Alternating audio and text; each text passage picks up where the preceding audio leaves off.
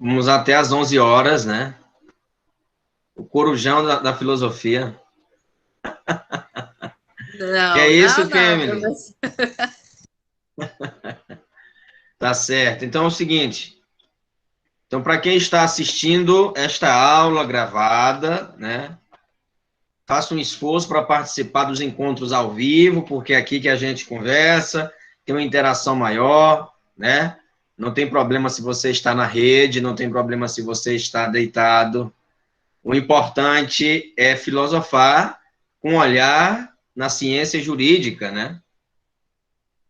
Eu tenho alguns recados. Eu vou enviar. Primeiro recado é o seguinte: eu vou enviar mensagens no PV, né, na conta, né, no privado de vocês, de algumas pessoas, é claro, não são todas, porque eu destaquei alguns trabalhos, eu arquivei alguns trabalhos, e esses trabalhos estão bons, então, se aperfeiçoá-los, né, e claro, se a pessoa quiser aperfeiçoar, nós estamos publicando um e-book somente com os acadêmicos, né, tem pessoal do quarto, tem pessoal do 10º bloco, né, que é o passado, né, tem pessoal do terceiro, que hoje é o 3º bloco, e aí, evidentemente, se vocês quiserem, né, no caso, as pessoas que eu vou enviar mensagem no privado, tá? Eu vou mandar os informes, o arquivo também, e claro, eu tive a liberdade de, por exemplo, num trabalho que eu vi que estava pequeno, mas estava bom, eu tive a liberdade de unir 2 trabalhos. Eu penso que pode dialogar 2 trabalhos e aí fazer um trabalho em dupla. Então, você pode conversar com o colega. Ah, mas meu colega não quer e tal. Então, não tem problema, não insista. Também você não vai ficar insistindo, faça sozinho, contanto que depois envie o arquivo definitivo para eu compilar, corrigir, né? Compilar e depois submeter ao corpo editorial enfim, da empresa que nós vamos enviar o e-book, né? O e-book não é só juntar um PDF, pessoal. E-book, aí no próximo semestre nós vamos ter um curso falando sobre metodologia científica. Eu sei que vocês estão pagando a disciplina, mas esse curso é mais prático, né? Então, eu peço que vocês compreendam, né? Às vezes a insistência de eu falar aqui de pesquisa, de curso, de projeto. Eu acredito muito na educação pelo projeto, por projetos, né? Quando a pessoa faz, a pessoa executa, a pessoa pesquisa, a pessoa corre atrás, ela aprende muito mais. É um conhecimento que vai, de fato, se consolidar, ao invés de ficar aqui falando, falando e falando, e muitas vezes só escuta a voz do Kainan, né? Né, Kainan? Entendeu? Então, assim, o projeto você desenvolve, você executa, você pesquisa, né? Bem, tenha sempre isso em mente, né? Sempre que tiver projetos para fazer, para organizar, né? Tenha sempre isso em mente, tá? De participar, de estar na linha de frente, organizando, querendo saber, querendo, sabe? É formidável o conhecimento que você vai adquirir, tanto de gestão, né? Gestão de pessoas, como conversar, por exemplo, como convidar um palestrante, como se portar diante de um webinário, de uma live, né? E também como escrever, né, cientificamente. Então, isso vale a pena. Bem, outra coisa é sobre, vamos dizer assim, o grupo, né? Vocês podem ter estranhado, professor, fechou o grupo. Sim, eu fechei porque tinham as informações que vocês deveriam prestar atenção ali, né? Eu coloquei um dos e-books, né, no do Maquiavel, do Montaigne, né? Michel de Montaigne. Então, observem, né, as informações que tem lá no e-book, no grupo, melhor dizendo, vocês devem favoritar, vocês devem selecionar e marcar com a estrela, porque senão muitas pessoas falam, professor, me mandaram mensagem, não estou conseguindo acompanhar muita informação, por isso que eu fechei ali o grupo. E assim que eu observar que está tendo muito fluxo de mensagem, tanto nos outros grupos também, né? É preciso paciência, né? Diante de uma realidade que nós estamos, que vocês estão em 15 grupos, 20 grupos, né? Eu, particularmente, não fico em grupo de colega de fundamental, colega de ensino médio, colega... Não é um grupo que agrega. Para mim, não agrega. Eu não fico nesse tipo de grupo. Então, assim, é uma dica, né? É uma dica para vocês, né? Para vocês não ficarem em grupos que não tem sentido, né? Só fala bobagem e tal. Quiser mandar mensagem, manda no privê, faz uma chamada de vídeo em coletivo e tal, né? Mas, enfim, o celular é de vocês, vocês fazem também o que quiser, né? Mas é só para... Eu fechei o grupo, não foi um intuito de castrar a liberdade de ninguém e tal, né? Só para esclarecer. Depois, uma terceira coisa, é que quem ficou com nota baixa, né? Quem ficou abaixo, e quem tem dúvida, insisto nisso, pode mandar mensagem que a gente revisa a nota. Agora, quem ficou com a nota baixa, né? Abaixo de 7, e aí você que está assistindo, se for o seu caso, entre em contato comigo manda mensagem para eu propor uma atividade para você. E aí será um seminário, né? Ou seja, você vai ficar com um capítulo, eu vou te dizer qual capítulo, né? Do livro base da disciplina, e você vai apresentar na próxima aula, se for do seu interesse. Se não, se você se contentar com a nota, tudo bem, não tem problema, vida que segue, tranquilo, tá? Então, abaixo de 7, você pode dar um plus aí na sua nota, né? Enfim, primeira unidade, muitas pessoas entraram depois, as atividades já tinham sido marcadas, de repente, no dia da prova, você internet, pode acontecer, né? Pode acontecer sim, tá? Mas manda mensagem, eu não vou entrar em contato com você, não. Tá? Manda mensagem, professor, eu tenho interesse de apresentar o trabalho. Posso? Pode apresentar, e aí eu vou te, por exemplo, capítulo 13, você vai apresentar na próxima aula, o capítulo 13, em 20 minutos. Você tem aí, não precisa preparar slide, não precisa preparar folder. Se quiser, ótimo, maravilha. Já agrega maior valor, né, qualitativo à tua nota. Quantitativo também, é claro. Tá bom? Mas se não, se quiser só no gogó mesmo, não tem problema, tá? A gente ajuda aqui também na questão da esquematização, tá? Fica ao seu critério, né? Use a criatividade para poder apresentar. Tá bom? Bem, é isso. Os informes, né, que eu tenho. Penso que foram esses. Lembrar de falar dos trabalhos. Ah, tá. Pronto. Já falei dos trabalhos, isso era o mais importante. Eu vou mandar mensagem para vocês, e aí, se vocês tiverem interesse, tudo bem. Se não, professor, tem muita coisa, não vou. Não é obrigatório. Vai agregar o seu currículo Lattes, né? O seu Pedro currículo Emanuel tá Lattes, né? pedindo. Então, assim, terminar o curso de Direito, aí você chega numa entrevista de emprego. Já dou a palavra, Kim. Chega na entrevista de emprego, eu fico abismado, às vezes, com a apatia de certos blocos, tá mais adiantado, né? E não tem preocupação. Nossa, eu tenho que publicar alguma coisa, eu tenho que participar de um evento científico, eu tenho que... E não tem preocupação, vai terminar o curso só com aula? Tá, tem um diploma. Mas o que tem por trás do diploma? É pesquisa e extensão. Não tem nada. E aí fica por isso mesmo. Eu só assisti aula. Só fiz trabalhos e nota. É só isso. Não tem um artigo publicado, não tem uma comunicação, né? Basta você acessar o currículo Lattes, né? Ah, não sei fazer. Tem uma ferramenta nova chamada Google e o YouTube. Eles foram criados agora, recentemente, né, Max? Recentemente. E você pode digitar lá, como editar o currículo Lattes. Vai aparecer vários vídeos, né, lá ensinando como fazer. Tem vídeos curtíssimos, de 5 minutos, 10 minutos ensinando como fazer, como editar o currículo Lattes. Isso também para o semestre, vamos falar, né, e tal. Mas adiante-se, né, não espere não, adiante-se. Faça agora, né? Edita, cria teu currículo. Ah, mas está tão raquítico, está tão anêmico o meu currículo, não tenho nada. Todo currículo começa assim mesmo. Me lembro na faculdade, comecei em 2007, 2008, não tinha nada. Só ensino médio. E é isso que tinha no meu currículo, né? E é isso que tinha. E aí a gente foi crescendo, né? Um evento aqui, outro acolá, né? Iniciação científica apareceu, fui voluntário, fiz pesquisa voluntária sem receber um tostão, mas para quê? O conhecimento vale.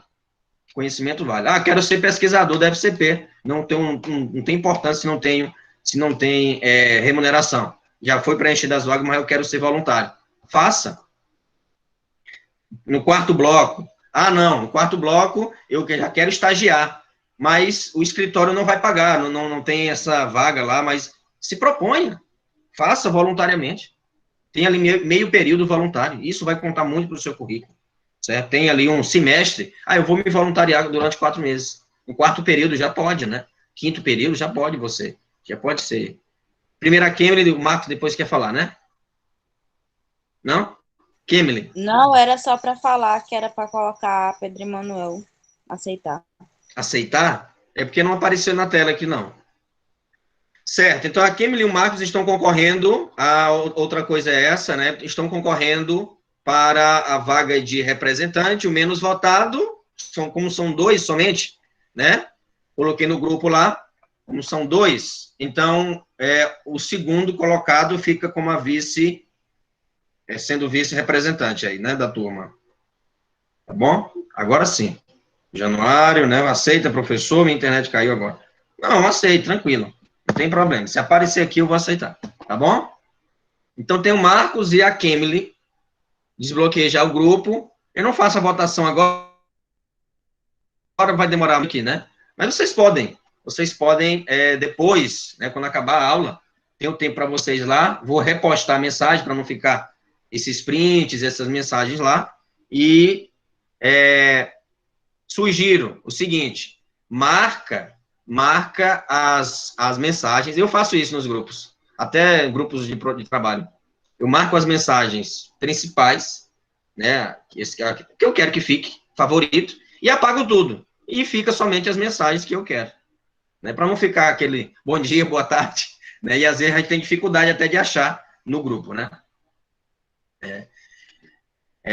Mas não tem problema. Por exemplo, às vezes dá backup, né? O Marcos, por exemplo, perdeu tudo, e eu sei que é chato, né? Perdeu tudo do curso, mas não tem problema, eu envio tranquilo. É chato mesmo, o WhatsApp às vezes dá falha na hora de atualizar, não tem problema, acontece. Mando no privado também, sem problema, tá? Bem, é isso, os informes que nós temos para hoje, tá bom? Então, vamos lá. Vamos compartilhar aqui. E agora vocês vão perceber que filosofia do direito com certeza, vocês vão perceber que vai, sabe, ter mais uma substancialidade. Vamos falar mais sobre a Constituição agora, porque os pensadores se aproximam mais, né? Se aproximam mais da atualidade, né? A Constituição Federal foi inspirada, alguns artigos ali da Constituição, inclusive, foi inspirada por estes pensadores, baseado ali, evidentemente,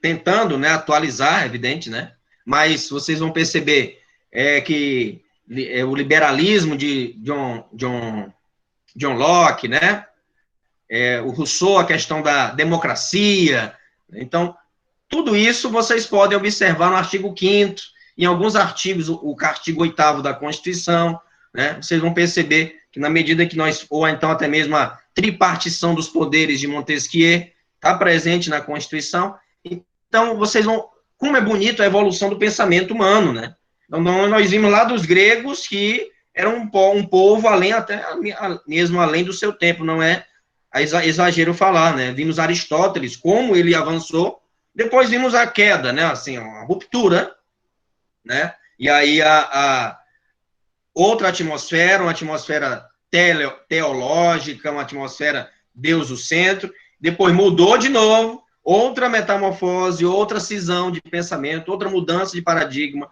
renascimento, voltando aos gregos, passando agora para a Idade Moderna, onde vamos ter a Revolução Francesa, né, a Revolução Francesa tendo assim como seu grande expoente, né, da criação da democracia, da queda do absolutismo, né, claro, aí vamos ver com Immanuel Kant, o que fala, né, sobre a questão e aí o Kainan falou ontem, né, não existe só monarquia absolutista, concordo, né, no sentido perverso, né, uma monarquia que aniquila, que mata, não somente, mas como o próprio Kant vai falar, uma monarquia esclarecida, né? Um rei esclarecido, e aí entra a Era das Luzes, e aí vamos ver que esclarecimento é esse, como se desdobrou isso, e já apontando, assim, para o pós-modernismo, né? Para o pós-modernismo.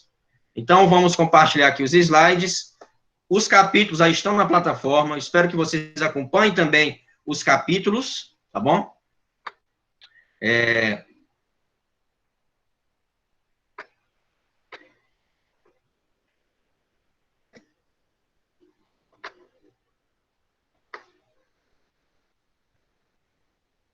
Então, vamos lá.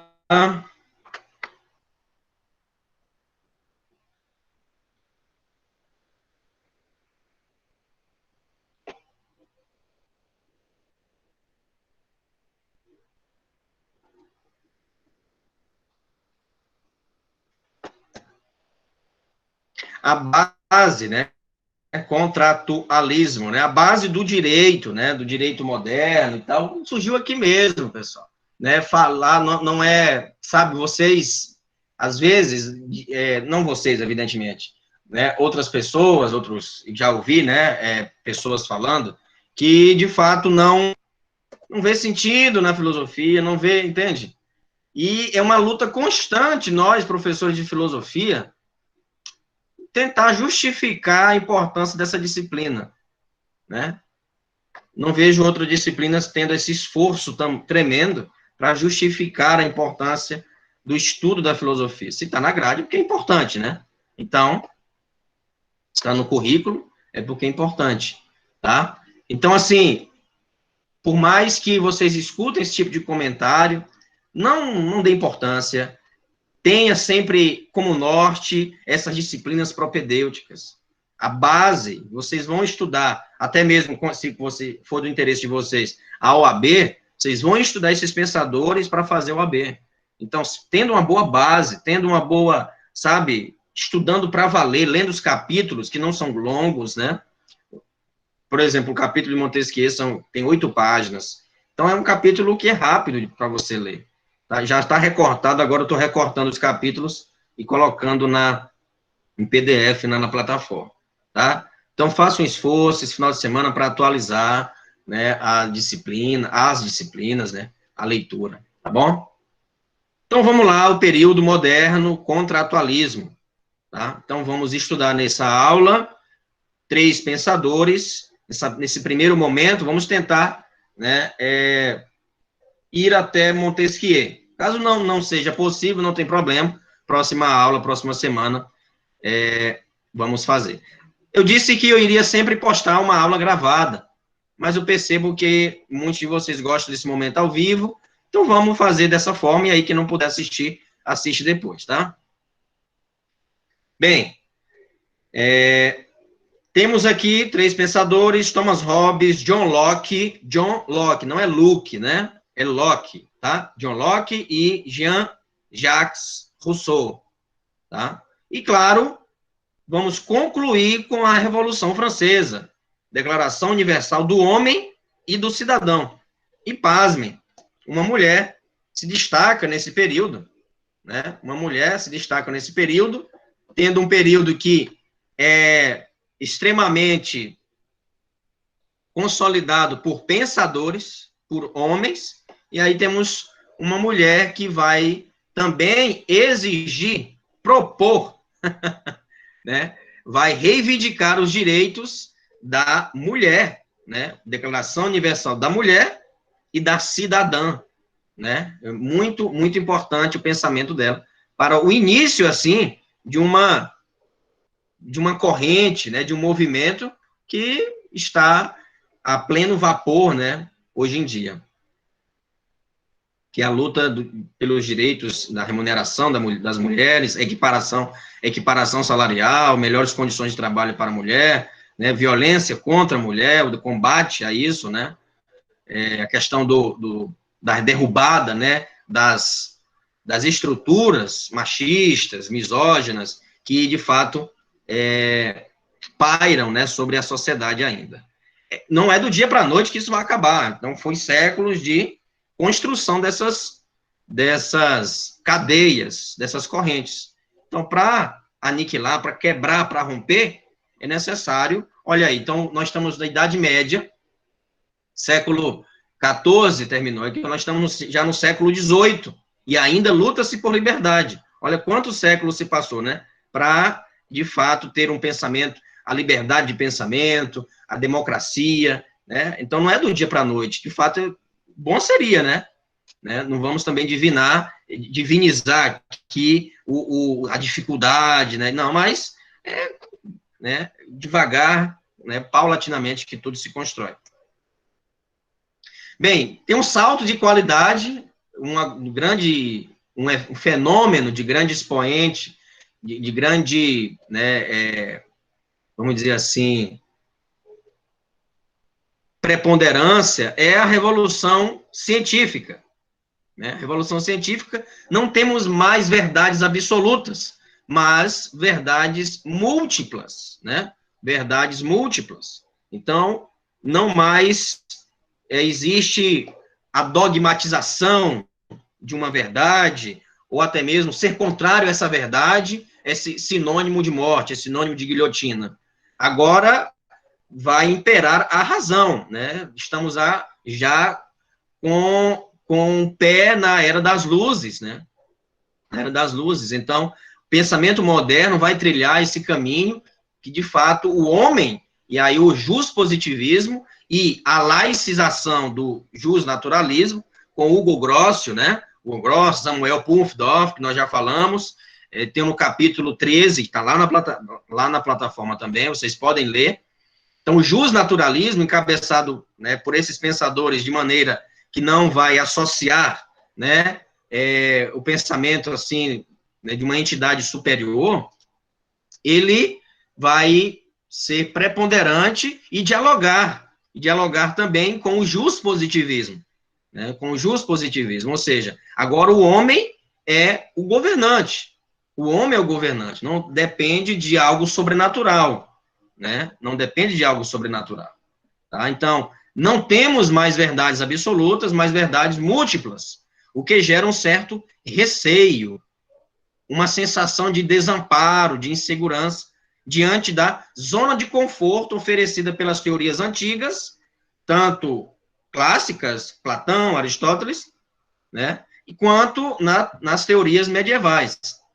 A Revolução Científica, no século XVII, vocês estão vendo os slides, está tudo certo? Sim. Sim ou não? Sim. Sim. Certo. Professor. Então, a Revolução Científica do século XVII não pode ser vista como um processo isolado. Aconteceu e acabou. A questão da perseguição, não, nada disso. Foi uma construção paulatina, que foi lenta, em consequência da busca de respostas que satisfizessem, né, as novas inquietações e indagações do homem. Ou seja, o próprio descobrimento, né, ali de nervos, como é que era a estrutura óssea do corpo humano, como é que era, e aí surgiu a anatomia, surgiu a medicina, não mais os homens estão à deriva diante de doenças, né, de doenças infectocontagiosas, não, agora a medicina avança, a ciência avança, né, sem precisar de aval de ninguém, né, simplesmente pela própria ciência que vai se desencadeando esse processo de descoberta. A vida contemplativa, valorizada pelos antigos, abre espaço à vida ativa, voltada para o homem, a sua vida e as questões práticas e cotidianas da existência, né? Isso você vai perceber na construção da Declaração Universal dos Direitos do Homem e do Cidadão, certo? Temos três pensadores que vocês com certeza conhecem, né? Temos aqui René Descartes, Isaac Newton, Galileu, né? São intelectuais, a visão Professor, Pois não, diga. deixa eu só fazer uma pergunta que eu tenho com muita curiosidade. Por que a maioria dos filósofos são homens? A grande Pois maioria. é, né? É isso aí. Boa pergunta. Como nós falamos no início da aula, nesse período, um período antigo, nós até saltamos, né, cometemos a injustiça com a Hipátia. Hipátia é uma filósofa que tem até o filme dela, Alexandria, né? Uma filósofa grega, né, lá do período, né, desse período clássico. E agora nós vamos ver, né, uma pensadora que lutou também pelos direitos da mulher e da cidadã. Mas dizer que nesse período tem poucas mulheres, de fato, demonstra bem como era a atmosfera, como era o clima para as mulheres nesse período. As mulheres aqui devem ser devotadas ao lar, devem ser devotadas à criação e educação dos filhos, unicamente. Não tenha esse ímpeto, né, que hoje em dia, né, as mulheres podem estar solteiras, né, podem ficar, enfim, criar seus filhos, ter uma produção independente, ter filhos sem o auxílio, sem a dependência aí de um homem, né? Não, nesse período, as mulheres que se prestavam a isso eram prostitutas, eram mulheres, de fato, que eram marginalizadas, né? Marginalizadas. Então, pouquíssimas mulheres se envolviam em política, em direito, sabe? Porque não tinha espaço mesmo, né? Não tinha espaço. A grande, vamos dizer, virada, né? A grande virada, ou seja, o grande crescimento de mulheres no meio acadêmico, até mesmo para estudar, né? Até mesmo para estudar. Você não vê tantas mulheres nesse período, ou seja, sendo matemáticas, também biólogas, cientistas, né? Diga. Também tinha Diotima, que ela foi muito importante no banquete de Platão. Certo, muito bem. Diotima, é isso? Não estou lembrada dessa, não.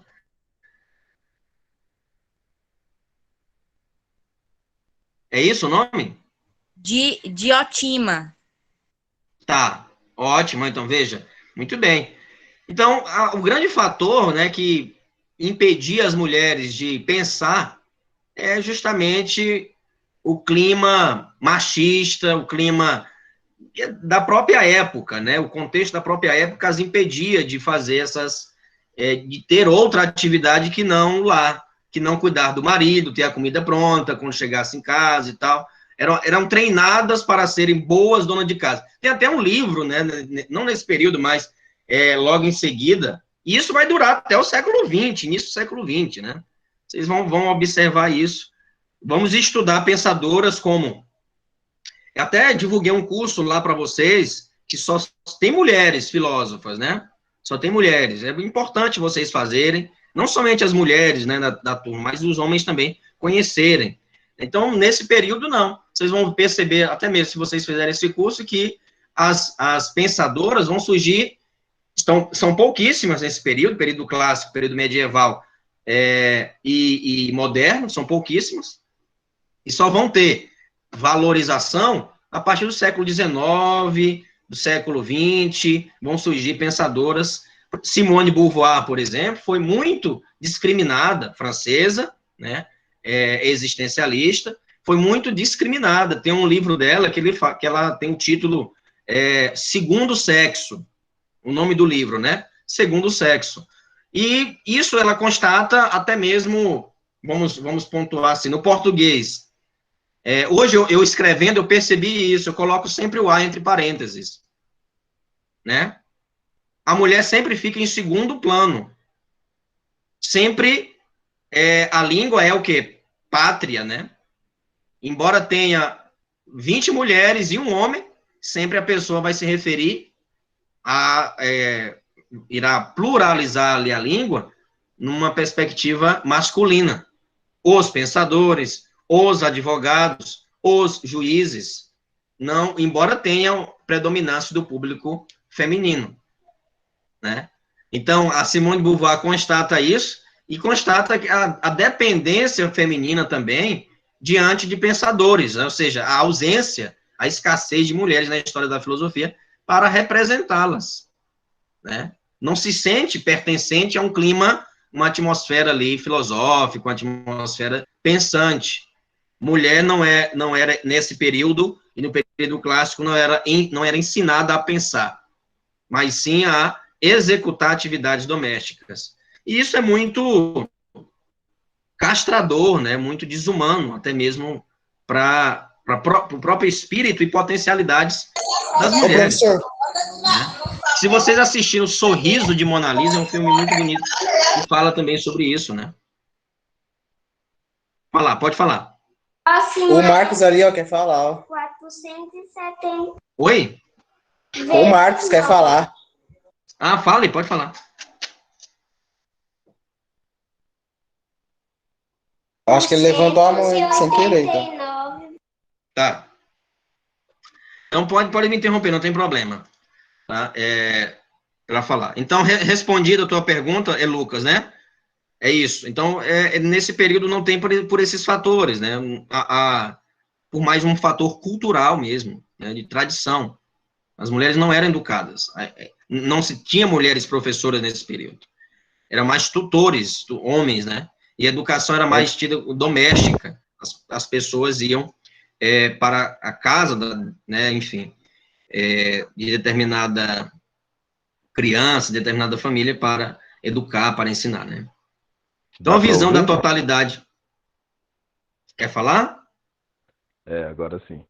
Então, até a questão da mulher, né, como pensadora, como alguma líder na política naquela época, até a questão de como ela era criada, né, casada, até mesmo arranjado os casamentos para ser do lar, sempre foi isso.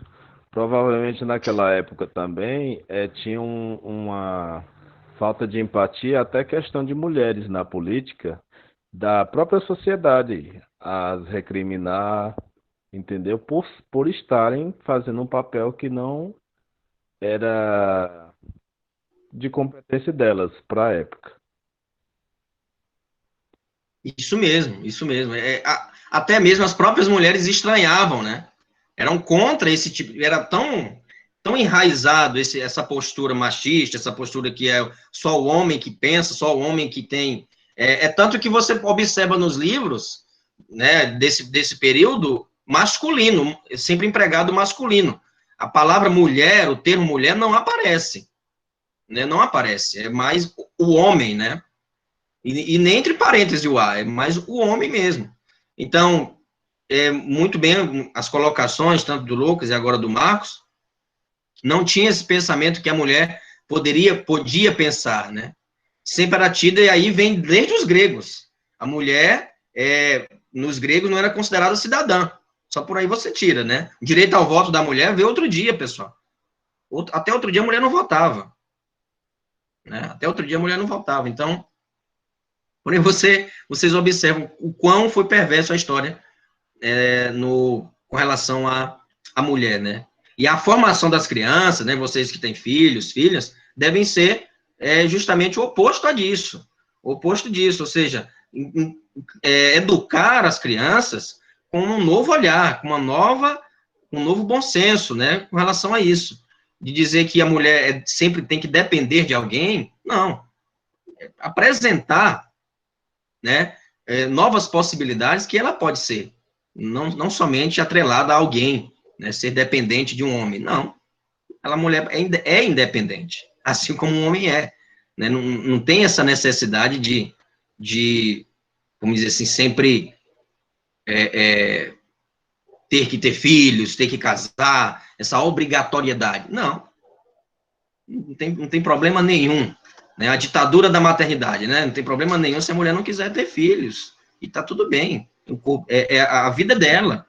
Né? Por que nós, homens, vamos obrigar uma mulher a ter filhos, né? Então, é sem sentido, né?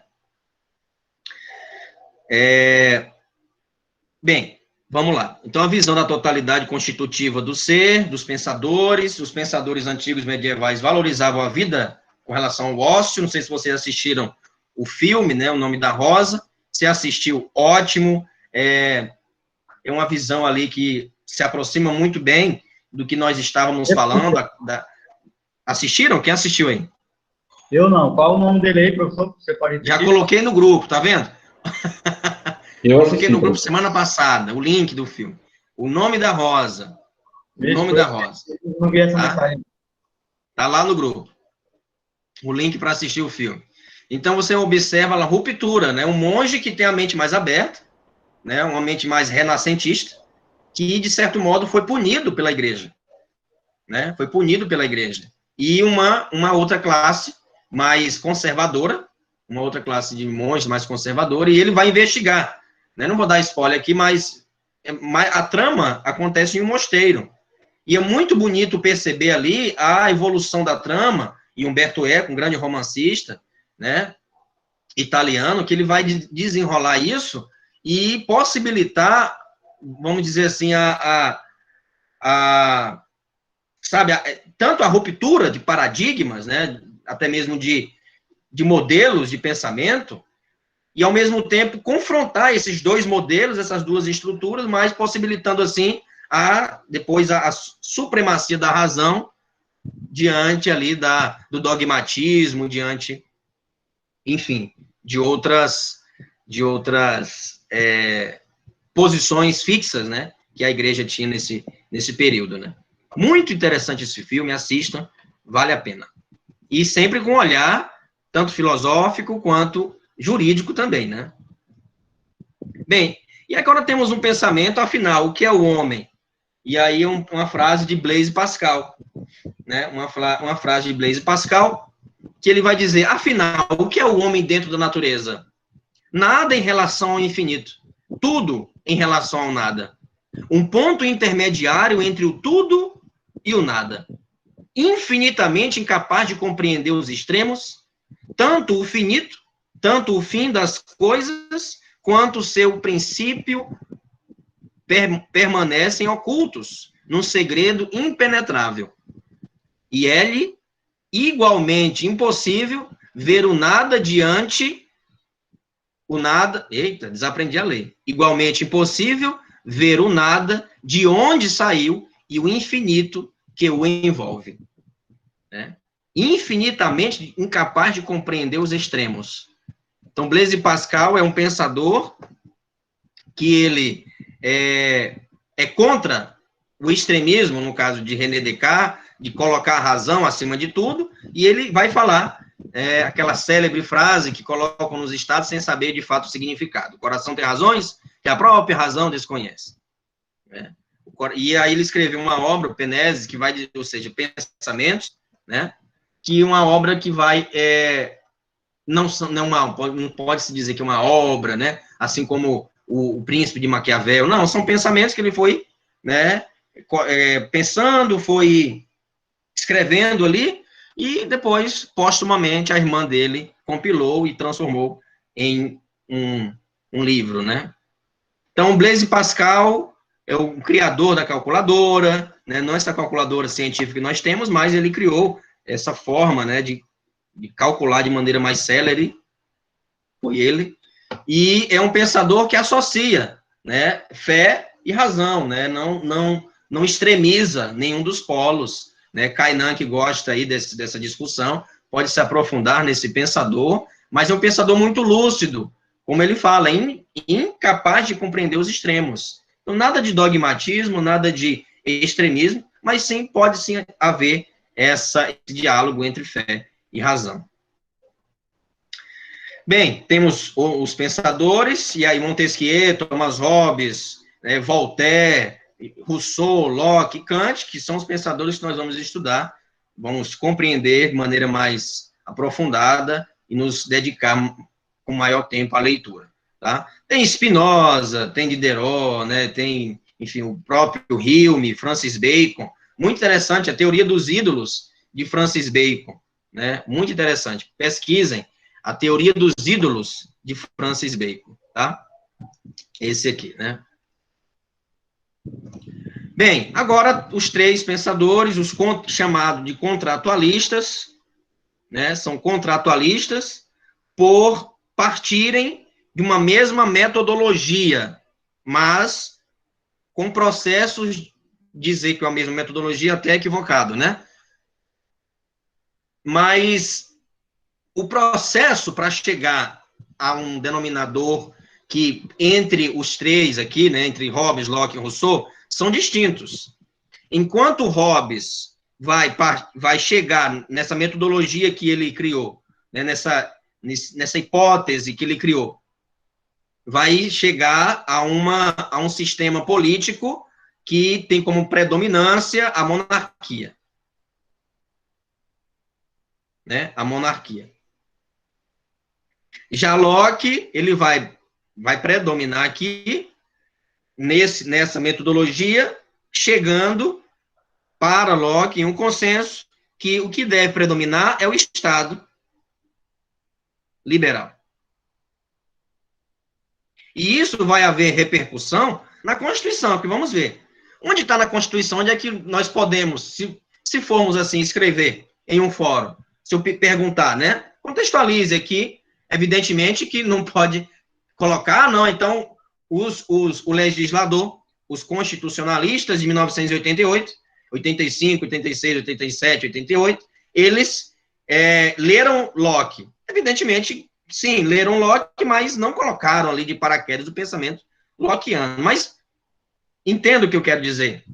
É que na leitura da filosofia, né, tentem sempre associar com a própria Constituição, ou até mesmo com leis, né, para ter esse link, né, ter essas alusões, e formar, é claro, o seu repertório, tanto filosófico quanto jurídico, tá?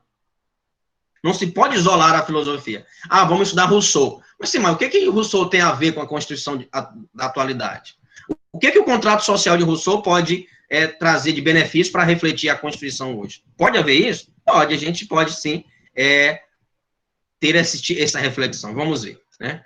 Então, Hobbes, a monarquia, Locke, o Estado liberal, Rousseau, claro, evidentemente, que é o Estado democrático, né? Demo, povo, cracia, poder, né? Certo? Mas a democracia de Rousseau é uma democracia direta, né? Uma democracia que, claro, né, temos que entender o contexto da época.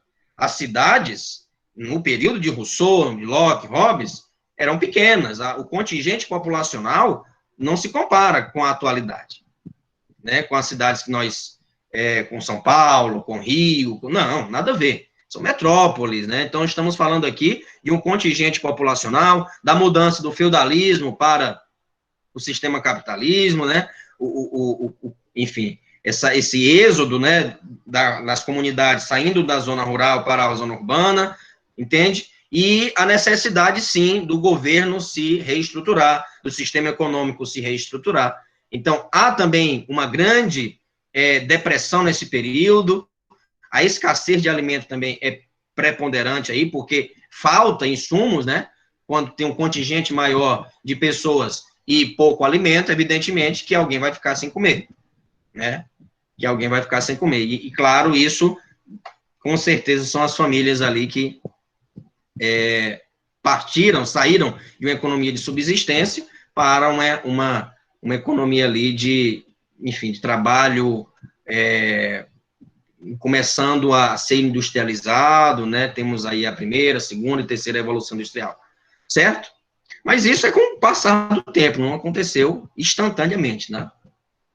Então, agora, daqui para frente, muitos pensadores irão criticar a postura aristotélica, como Hobbes, por exemplo, que não, assim como Maquiavel criticou, a visão contrária do pensamento aristotélico, ele não vê que o homem é um ser agradável, um ser social, um ser político. Não, para Hobbes, ele enxerga o homem como um ser selvagem e um ser egoísta. A postura do Estado, o Estado soberano e inescapável. Ninguém pode escapar ali vamos dizer assim, do grande Leviatã, que é a obra magna de Thomas Hobbes. John Locke tem uma visão laicista, ou seja, ele vai cindir, mais uma vez, assim como Maquiavel, entre igreja e Estado. Não pode haver essa união. Pode haver diálogo amistoso, não tem problema. Agora, interferência, não. Refletiu sobre a origem do poder político e, claro, a postura, e ele postula um Estado como protetor dos direitos naturais. John Locke é um justnaturalista, né? Ele, nos ensaios de tratado de governo civil, vocês podem também acessar, tem e-book, tem audiobook, você pode acessar e ler, uma leitura muito interessante. Ele é o oposto de René Descartes, enquanto René Descartes fala do racionalismo, né? E ele vai falar do empirismo. Mas o que nos interessa é a visão jurídica, não epistemológica, mas sim jurídica, apesar que tem sim tudo a ver, o empirismo com o justnaturalismo para John Locke, mas o que nos interessa aqui são os direitos naturais, onde ele vai ter, sobretudo, o direito à propriedade. Ele considera a propriedade como um direito natural. Começou a propriedade, é interessante, né, John Locke falando isso, começou a propriedade quando Deus disse, olha, toma, é teu, cuida, dá nome às coisas, né, lá em Gênesis, né, e tal, ele cita essa passagem. E é muito perspicaz a visão dele, né, muito perspicaz nesse sentido, tá? Então, e aí, claro, depois temos o Rousseau, né, os três partem de não da mesma metodologia, mas do mesmo ritmo, né, de processos metodológicos para chegar, evidentemente, em situações conclusivas distintas. Temos a monarquia, um Estado liberal e, claro, a democracia com Rousseau. E aí temos o bom selvagem, né, a questão, e aí vai impactar muito a visão indianista, né, de José de Alencar, né, como bom selvagem, como o homem dado à natureza, né, reflete sobre a origem da desigualdade, como surgiu a desigualdade. Na vida de Rousseau, enfim, os seus intérpretes falam que ele é bem contraditório, né? Entregou seus filhos à adoção, tem uma série de contradições na vida de Rousseau, né? Mas vamos ao pensamento, né? Vamos ao pensamento dele. E ele postula a democracia como fruto de um contrato social. Os três falam de contrato, o Hobbes vai falar mais de um pacto, né? Um pacto. Mas, claro, tem essa semelhança de um acordo, né? Consensual, que em Hobbes abdica-se da liberdade para proteção, para preservação da vida. Já em Locke, o Rousseau tem mais esse consenso, né? Esse diálogo, tá? Mas vamos agora ter esse momento hobbesiano. Em Hobbes, temos essa célebre frase, homo homini lupus, o homem é lobo do homem. Como nós já falamos, tem no Leviatã, é uma figura mítica, né, que aparece na Bíblia, e ele vai extrair para aludir com a figura do Estado, né, uma figura do soberano. Para Hobbes, o estado de natureza, é importante que vocês prestem bastante atenção, porque nós vamos estudar um pensador contemporâneo, que é o John Rawls, né, um norte-americano, que ele vai beber dessa fonte do contratualismo, mas uma visão mais elástica e propondo, assim, a justiça com uma equidade, né? Também vai falar um pouco de Aristóteles, enfim, tá?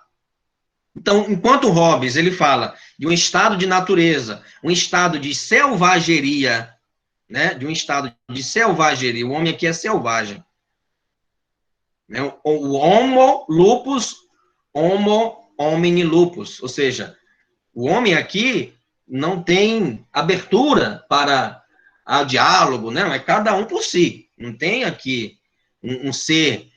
não, ser político, vamos dialogar, quando você pensa em dialogar, ele já comeu a sua comida, ele já usurpou ali a sua terra, enfim, né? É um estado, de fato, primitivo.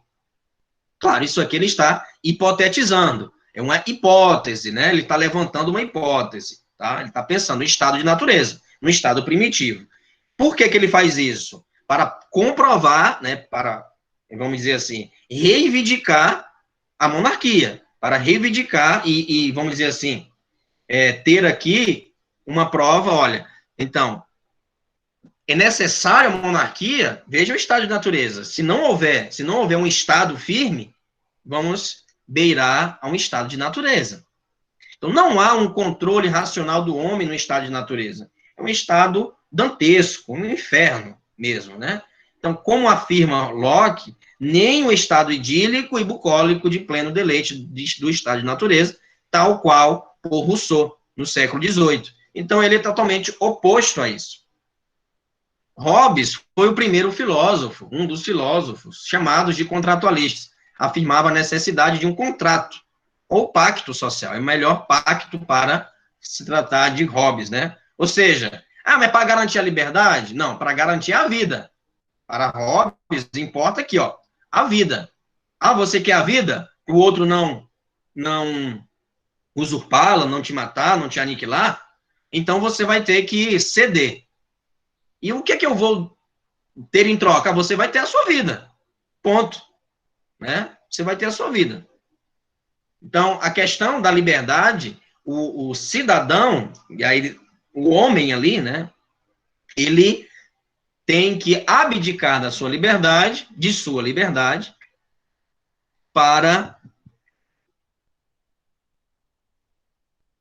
abdicar de sua liberdade para garantir a vida.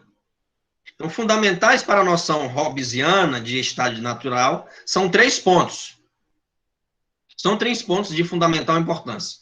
O primeiro ponto é a igualdade, vulnerabilidade à violência. Então, todos estão no mesmo patamar ali, não tem ninguém superior a ninguém, né? O homem é lobo do homem, não tem ninguém mandando em ninguém ali. Quando não há um poder comum para regular o uso da força. Então, todos estão de forma ali, no mesmo nível, né?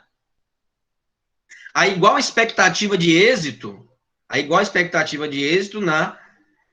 na busca dos objetivos individuais, né? Ou seja, o homem é um ser egoísta, ele está em busca de conquistar mais bens, de sobreviver também, né?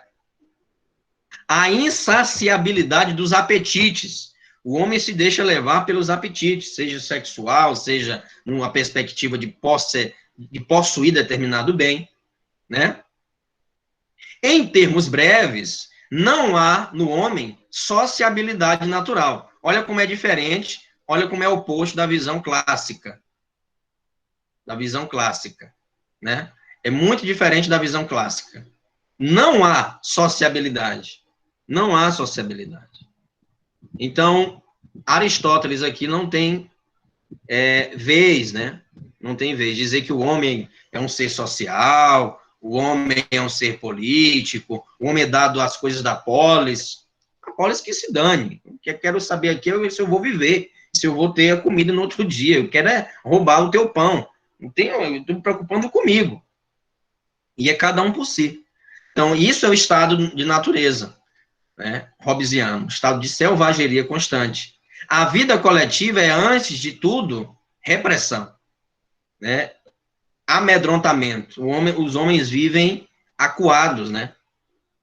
Com medo do dia seguinte, de fato, não amanhecer, não ver o dia seguinte. Se os homens fossem habitualmente guiados pela razão, limitariam o campo de suas pretensões e criariam, mediante concessões mútuas, condições de vida pacífica e segura. Mas não são guiados pela razão. São guiados pelos apetites. Por isso que há necessidade de um Estado, né? De um pacto.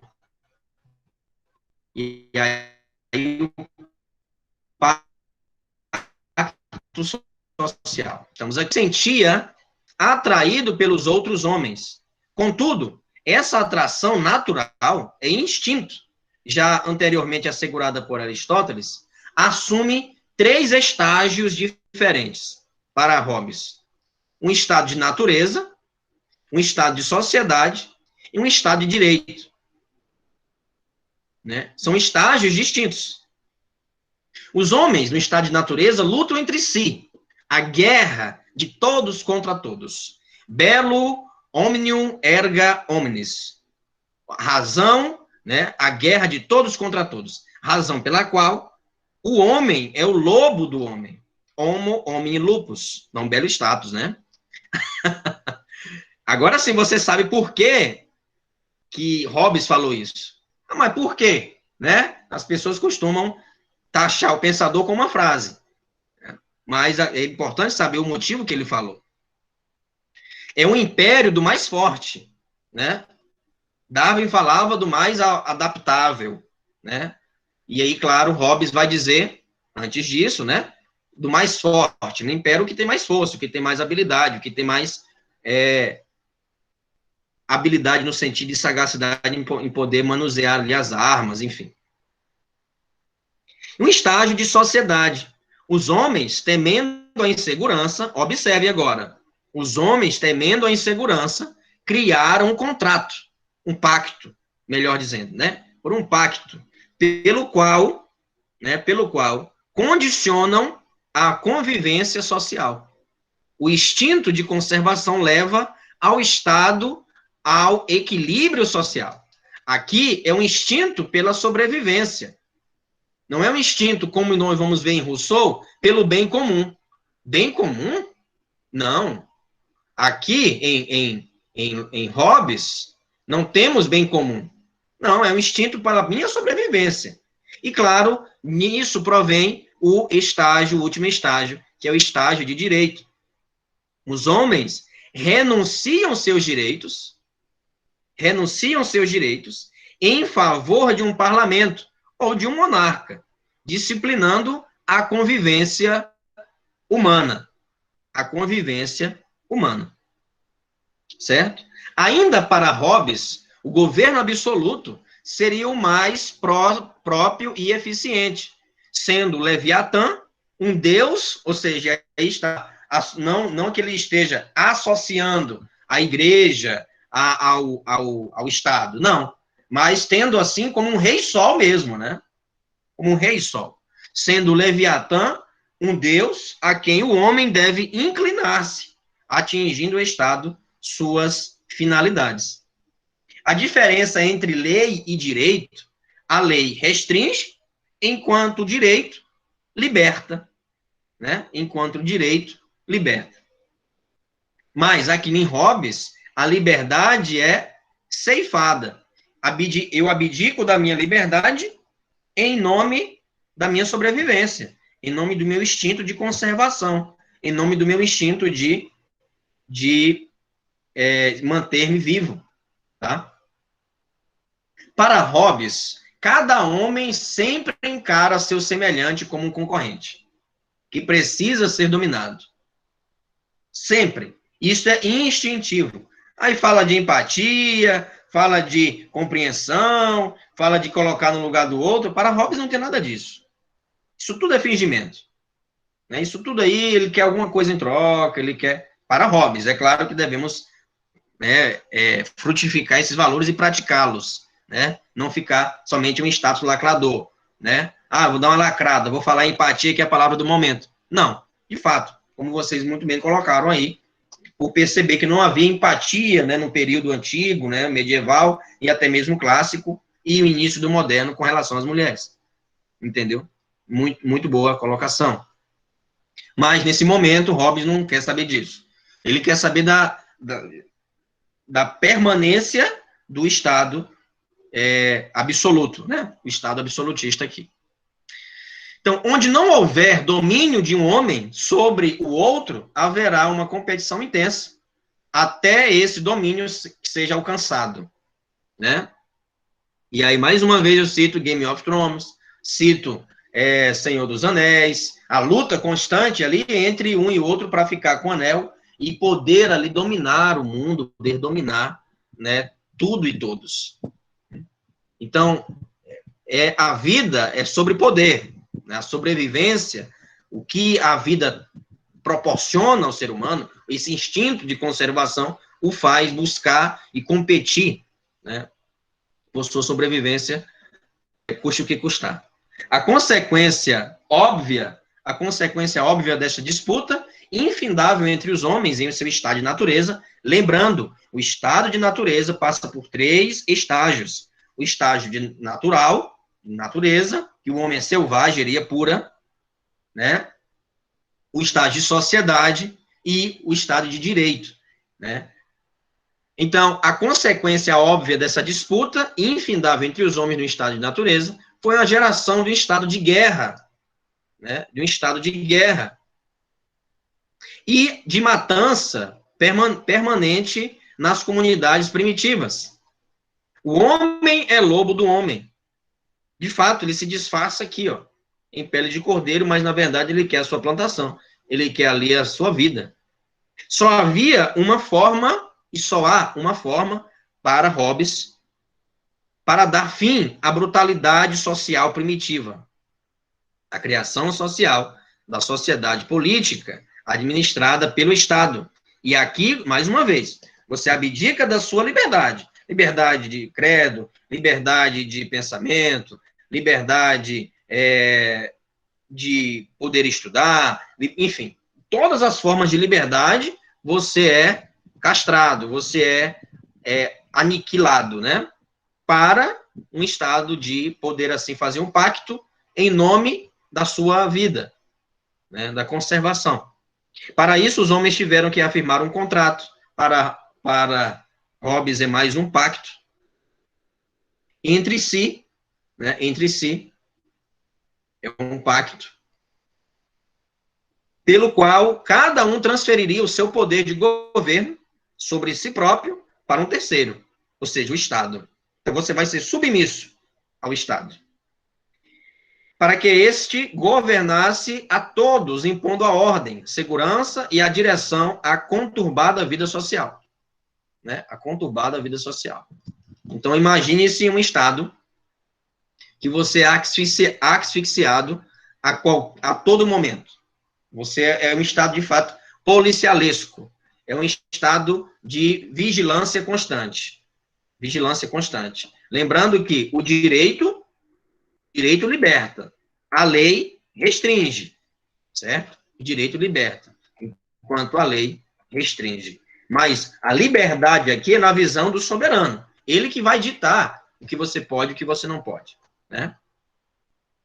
Homo homini lupus, ou seja, no lugar de atacar outras carniças, outros animais, como o lobo do próprio homem, o homem morde o próprio rabo, ou seja, acaba com o seu próprio semelhante, destrói aquele que poderia acabar por auxiliá-lo na caça. Ao invés de unir, né, se unir com o outro em prol de um denominador comum, não.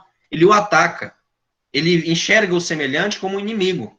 E isso se caçassem juntos contra terceiros, e não uns contra os outros. Por isso, a preservação da espécie está condicionada pela criação do pacto social, sobre a autoridade do soberano. Aquele que está acima de todos para evitar a guerra e a morte. Dessa forma, é a igualdade o grande mal que leva os homens a provocarem danos uns sobre os outros e causarem a necessidade de intervenção ao Estado.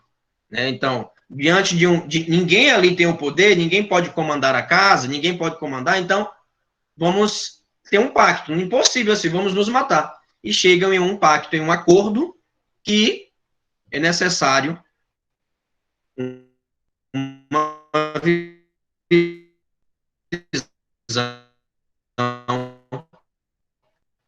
Bem, diante disso, né, em Hobbes, a ideia de contrato, de pacto, só é fundante no sentido, corresponde à solução que todo indivíduo poderia reconhecer pelo cálculo racional, mas não reconhece porque os apetites ali são aflorados, né?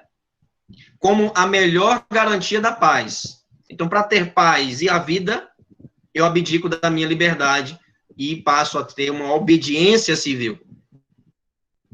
Por que um contrato? Né? Por que um contrato? E não um consenso. Por que um pacto?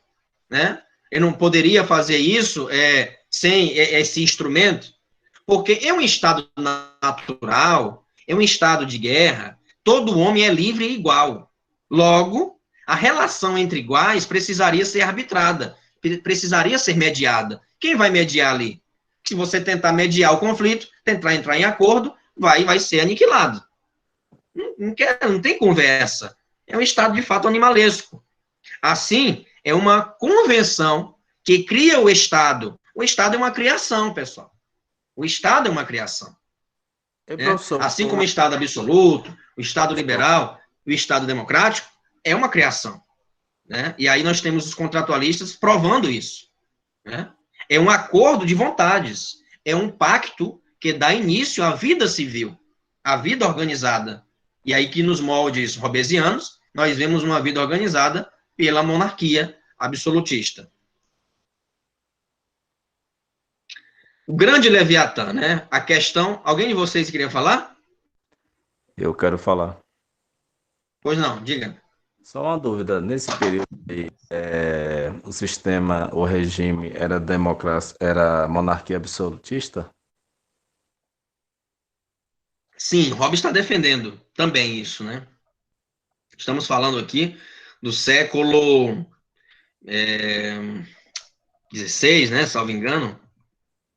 Vai tomar aqui para pegar o ano. Isso mesmo. Século XVI, século XVII. Ainda permanece, né? E Hobbes está falando aqui que esse é o Estado, vamos dizer assim, o que temos, né, nesse período. E em contraposição a isso, vai vir o próprio Locke dizer, não, um momento, não se pode abdicar da liberdade em detrimento de outro direito. Eu vou, de certo modo, uma barganha. Vou dar com uma mão e receber com outra. Não. Deve-se preservar a vida também como um direito natural para Locke, né? E sim, aqui nós estamos aqui em uma monarquia, né? Ainda vivendo nessa atmosfera monárquica. Entendeu? E aí Hobbes está defendendo isso, está defendendo a permanência. Por que ele está defendendo? Porque outros pensadores, outro movimento, e aí já temos vamos dizer assim, o burbúrio da Revolução Francesa começando, Inglaterra começando, a França também, né? Buscando independência, né? Buscando ali uma democracia, seja ela representativa ou parlamentarista. Entende? E aí por isso que Hobbes entra em conflito com esses outros pensadores, com Locke e com o próprio Rousseau, porque eles defendem posições distintas da monarquia. E para Hobbes só tem essa forma de governo, né? Então a questão da defesa de um Estado absoluto, forte, marca todo o corpo do Leviatã. É uma obra de Hobbes, se vocês quiserem ler, é importante ler também, né? Não é uma leitura obrigatória, vai ter um questionário e tal, não. Mas, evidentemente, o pensamento dele vai ser, sim, objeto de avaliação, tá? Se historicizada, né? Historizada, e esta contextualização... Imaginei na sala de aula. E esta contextualização histórica passa principalmente pela compreensão do pacto, que é um clima de instabilidade política, experimentado pela sociedade inglesa da época, como você muito bem colocou, né, ainda vive-se esse momento de monarquia, mas há esse balançar dos alicerces, né, da monarquia, porque este pensamento, outros modelos de Estado e de sociedade estão começando a serem criados. Então, essas investigações de Hobbes são atenuadas, né, diante da rica diversidade teórica e filosófica desenvolvida pelo autor, né, sobre o homem, o Estado e sociedade. E como é a estrutura do Leviatã, compara o Estado a uma criação monstruosa do homem, destinada a pôr fim à anarquia, ao caos, né? O nome Leviatã refere-se ao monstro bíblico, né, citado no livro de Jó. Quem conhece, né, vai saber aí o que eu estou falando. E ele tem um cetro, né, uma espada, né, seu corpo. Só um instante aqui.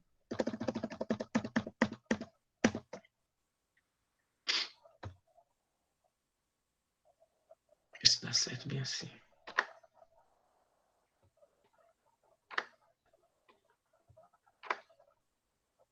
seu corpo, ele, acho que não, tá mesmo. Tá.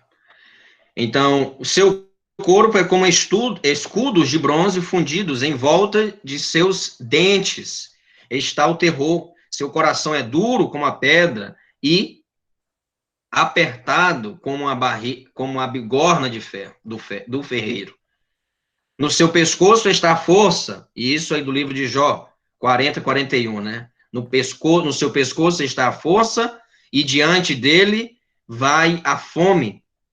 Não há poder sobre a terra que lhe compare, que se lhe compare, pois foi feito para não ter medo de nada.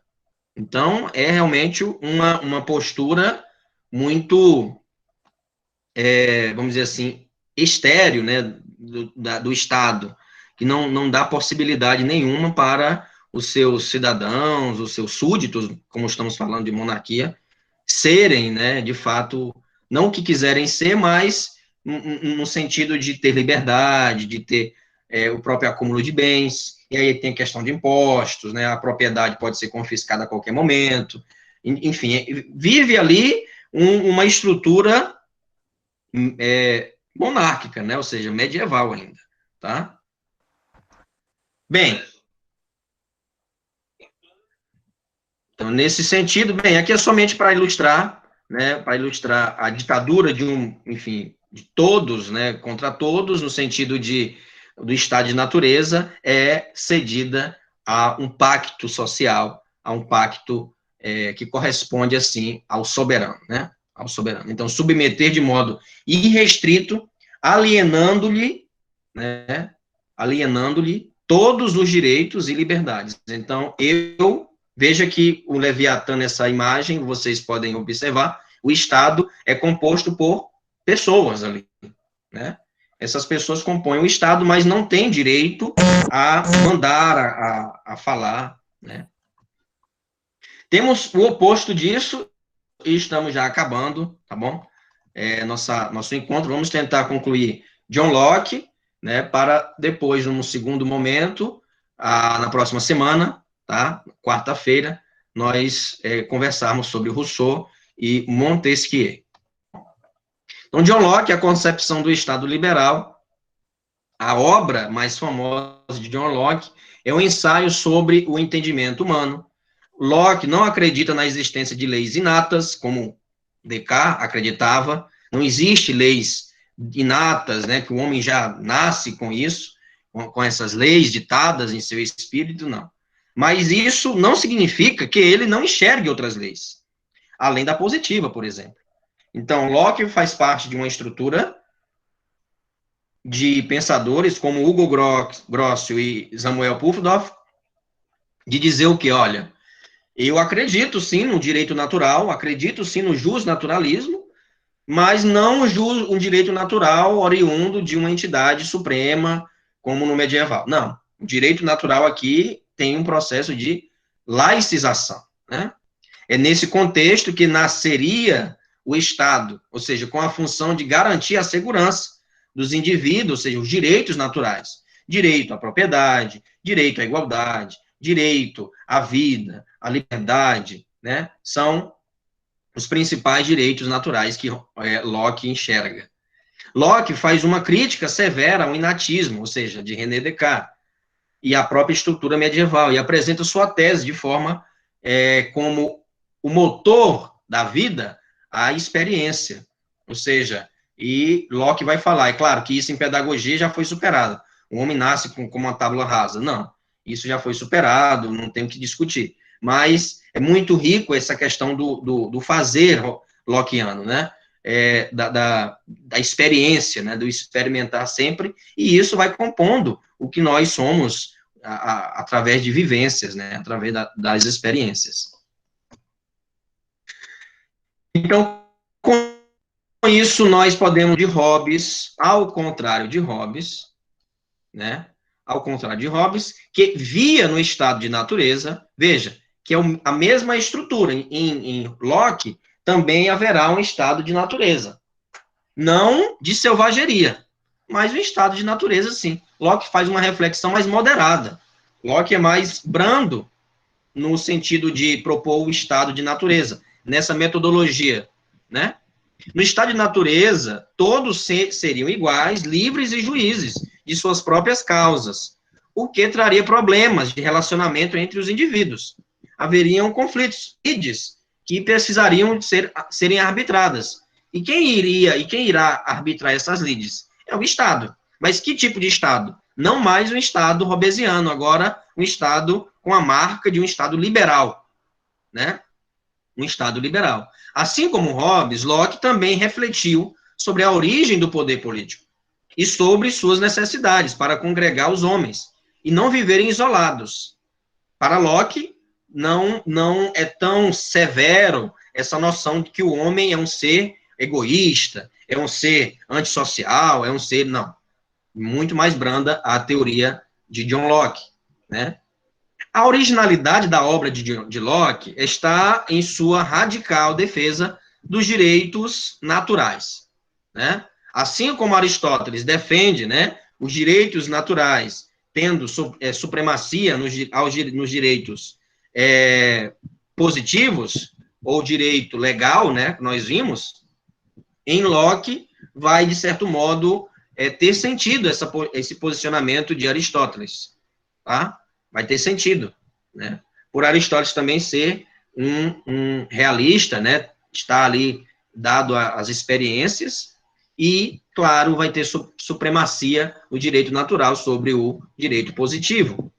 Então, nunca uma constituição, uma lei, pode ir contra um direito natural, por exemplo, a vida. Nunca pode ir contra, para Locke, o direito natural, que é a liberdade. Nunca pode uma lei ir contra ao direito à propriedade, certo? Então, o Estado civil, para Locke, que é constituído exatamente com o intuito de assegurar a proteção. Em Hobbes, nós vimos que é uma espécie de barganha. Então, o direito é, vamos dizer assim, tolhido, né, em nome da sobrevivência. Aqui não. A sociedade é, então, apenas um artifício para manterem-se os direitos naturais, e não pode corrompê-los, desvirtuá-los ou suprimi-los, em hipótese alguma.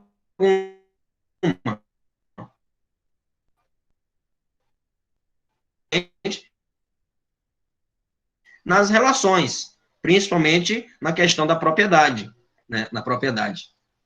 Então, 2 tratados do governo civil, uma das principais obras de Locke, diferentemente de Hobbes, não possui uma visão pessimista do estado de natureza. Este não seria o estado de guerra, onde o homem age como o lobo do homem. Não existe isso para Locke. Mas, é claro, existe sim um estado de natureza. Existe um estado de natureza, mais brando, né? Ou seja, Locke constrói um cenário a partir de uma negação. Ou seja, para expor a natureza, é preciso eliminar a autoridade política. O poder de legislar positivamente, criando leis, o controle da força e do tribunal comum. Com esta operação, apaga-se a figura da hierarquia. Então, no estado de natureza, os homens são iguais. Não nessa loucura, nessa selvageria que era o estado de natureza em Hobbes. Por isso, há uma urgência em criar um estado civil, que é erguido como garantia, né, a vigência e proteção de direitos naturais, de vida e propriedade, que correriam grande perigo no estado de natureza, ou encontrarem-se totalmente desprotegidos. Não tem um organismo que irá proteger, irá ali mediar conflitos. Então, pode haver, sim, morte, pode haver a questão da escravidão, entende? Então, não há de se falar aqui em um estado de selvageria, mas há, sim, a possibilidade de conflitos, né? Diferentemente de Hobbes, portanto, Locke concebe a sociedade política como um meio de assegurar os direitos naturais do indivíduo e não como resultado de uma transferência dos direitos do indivíduo ao governante. Assim nasce a concepção de Estado liberal, segundo a qual o Estado deve regular as relações entre os homens e atuar como juiz dos conflitos sociais, mas deve fazer isso garantindo liberdades e direitos individuais. Entende como a diferença? Enquanto lá em Hobbes, não há esse direito individual. Não, o soberano dita e você obedece. Isso não importa. Se tem uma terra e ele está cobrando impostos e você não tem o dinheiro, ele pode confiscar. Você fez um acordo ali, um pacto. Já em Locke, não. O Estado liberal está para garantir as liberdades e o direito individual, tanto no que se refere ao pensamento e expressão, quanto à propriedade e atividade econômica. Temos, então, aqui José Guilherme Melchior, que é o Liberalismo, um livro antigo, o Liberalismo Antigo e Moderno, vocês podem adquirir, consultar, fica como indicação de leitura. Temos esses direitos elencados numa perspectiva lockeana. Direito à vida, direito à propriedade, direito à resistência, direito à liberdade e igualdade. Certo? Então, o criminoso se afasta da condição humana e só por isso pode ser destruído sem violação à lei natural. Então, a pena de morte aqui é válida no sentido de não ofender o direito natural. O direito natural, numa perspectiva, ou seja, trata-se de uma identidade da espécie, ou seja, o direito à vida. E, portanto, a lei natural serve à preservação da humanidade, não à mera defesa dos indivíduos. Portanto, um criminoso se afasta da condição humana. Ele matou alguém, ele estuprou alguém, ele roubou, enfim. Então, por isso, ele deve ser punido. E aí sim, evidentemente, destruído sem violação da lei, pode ser destruído sem violação da lei natural. Entende? Porque ele tirou a vida de alguém, então ele tem que ser punido com rigor, tá? Não é da natureza, né, da natureza humana para Locke matar o outro, porque existe um Estado para isso.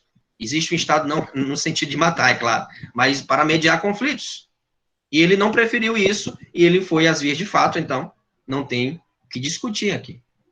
Direito à propriedade, a preservação da propriedade ganha, estamos já concluindo, peço só um pouquinho da compreensão de vocês, tá certo? A preservação da propriedade ganha um status importante em sua teoria, e passa a significar o próprio fim da atividade do Estado. Né? O próprio fim da atividade do Estado é garantir a mediação de conflitos. Ele vai interferir minimamente na vida ali. O Estado é um garantidor de direitos individuais e, claro, com relação à propriedade e à liberdade. Direito à resistência. Locke baseia sua posição na impossibilidade de os magistrados, cuja autoridade fundamenta-se na proteção dos direitos naturais, desrespeitarem a lei natural. Então, em hipótese alguma, o magistrado pode criar uma lei, né, pode criar uma lei que fira o direito natural, por exemplo, da vida. O direito à liberdade, caso isso ocorra, a posição dos cidadãos é totalmente legítima para promover, assim, uma desobediência civil. Né? Uma desobediência civil, evidentemente, estão lutando ali por direitos e reivindicando o direito natural. Por isso, direito natural, para Locke, direito positivo, o positivismo, o naturalismo, tem predominância sobre essas leis. Né? Deve ser respeitado. Direito à liberdade e igualdade. A liberdade, este é o ponto importante, é explicitada como poder de agir dentro da lei de natureza, sem depender da autorização de outra pessoa. Para Hobbes, não.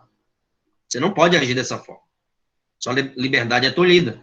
É necessário conceber os homens como iguais para vê-los como livres. Então, não existe aqui essa hierarquização. Né? O Estado está para mediar conflitos. Né? Conflitos.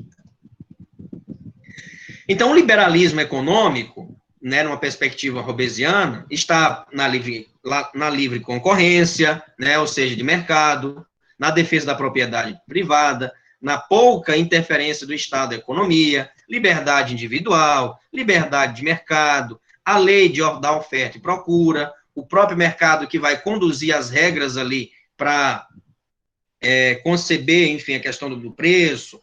O Estado não vai regular isso. São os próprios empresários, né, as instituições privadas que irão regular isso, tá? O direito de propriedade é um direito natural. O Estado não o cria, portanto, mas reconhece sua tutela. Do mesmo modo, a liberdade de consciência e de pensamento é um direito natural. Por isso, Locke prega a tolerância, e claro, essa tolerância está no sentido de respeito, né? Ontem eu falava de uma nova interpretação para esse termo, tolerância, uma interpretação mais contemporânea, né? Tolerância no sentido contemporâneo tem a ver com suportar, né? No sentido de tolerar, no sentido, olha, se não tiver, infelizmente, eu tenho que conviver contigo, né? Mas nesse contexto aqui, Locke está se referindo ao respeito e à independência entre duas ordens, né? A independência entre o Estado e a Igreja. Não mais vamos ver esse diálogo, né? Essa interferência constante. Não. Agora, de fato, a predominância aqui é diferente né, do período que nós estudamos anteriormente. Agora vamos ver mais um Estado laico, né? E, claro, fica para a próxima aula o pensamento. Eu tenho já essa aula gravada, completa, eu posso disponibilizar para vocês, se vocês tiverem interesse, mas agradeço a colaboração de vocês, por vocês terem ficado, olha, 11 pessoas, não caiu o coro da aula, obrigado, tá? O cabelo tá assim meio bagunçado, né, Marcos? Tem que ajeitar. Certeza. Muito bem. Então, agradeço, tá? Pois não, diga. Em Kant, aí, quando foi retratado. Deixa eu desligar aqui o ventilador para poder. Nesse período aí já existia o Estado Democrático de Direito?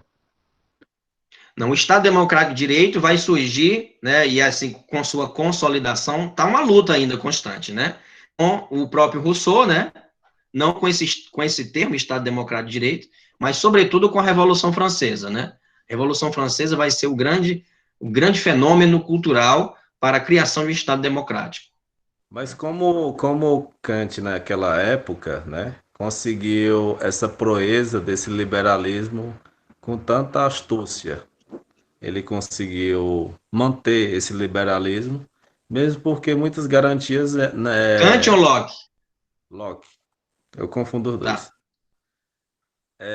Como Locke conseguiu esse liberalismo, né, naquela época que havia muita resistência por conta do Estado, por conta da monarquia que se era pregada anteriormente. Entendo, né? Sim, ele claro, do século, e aí estamos falando também no século XVIII. Eles são contemporâneos, né? Tanto Hobbes, Locke e Rousseau são contemporâneos. Rousseau que vai ter mais essa predominância, né, do contexto mais democrático, né? Enfim, o pensamento de Rousseau é que vai inspirar, inclusive, o lema, né, da Revolução Francesa, liberdade, fraternidade, igualdade, né? E é uma nova proposta, né? Os fatores econômicos mudaram, não mais o Estado, né? Tem mais a economia, né? A economia na mão.